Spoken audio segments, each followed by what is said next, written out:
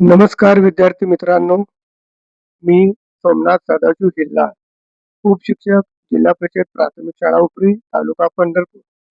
आज मी इयत्ता 4थी मधील आपल्या सभोवतालचे जग या विषयातील घटक ग्रह व तारे यामधील सूर्यमालेतील ग्रह या उप घटकाविषयात आपण माहिती पाहणार आहोत.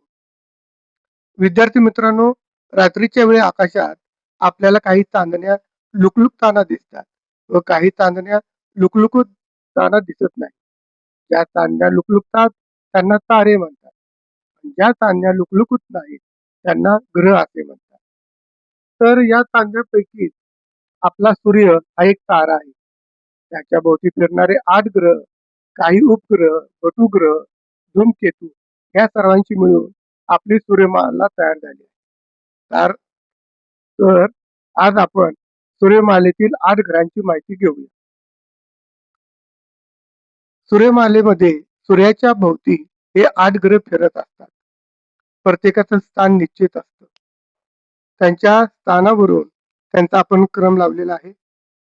तर सर्वप्रथम सूर्यापासून सर्वात जवळचा जो ग्रह आहे तो बुध. याचा आस 2 अंशांनी कललेला आहे. त्यानंतर दुसरा जो सूर्यापासून जवळचा ग्रह आहे शुक्र.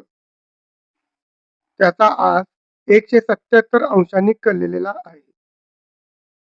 सूर्यापासून 3ऱ्या क्रमांकावर येणारी आपली पृथ्वी हा सूर्यमालेतील 3रा ग्रह. या पृथ्वीचा आस 23.5 अंशांनी कललेला आहे. सर्वात महत्वाचं म्हणजे या पृथ्वी ग्रहावर सजीव सृष्टी आहे. यानंतर सूर्यमालेतील 4था ग्रह मंगळ. याचा आस 25 अंशांनी कललेला आहे. सूर्यमालेतील 4था ग्रह मंगळ. याचा आस अंदाजे 25 अंशांनी कललेला आहे. केवळ मंगळाची विशेष माहिती म्हणजे या मंगळ ग्रहावर मानवाने मंगळयान पाठवलेले आहे. यानंतर सूर्यमालेतील 5वा ग्रह आणि जो आकारमानाने सर्वात मोठा ग्रह म्हणून ओळखला जातो तो म्हणजे गुरु. याचा आस 3 अंशांनी कललेला आहे. याचा आस 3 अंशांनी कललेला आहे. यानंतर सूर्यमालेतील 6वा ग्रह शनी.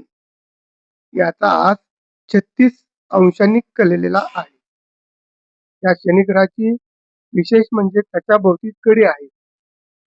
यानंतर सूर्यमालेतील 7वा ग्रह युरेनस. सूर्यमालेतील 7वा ग्रह युरेनस. याचा आस 98 अंशांनी कललेला आहे.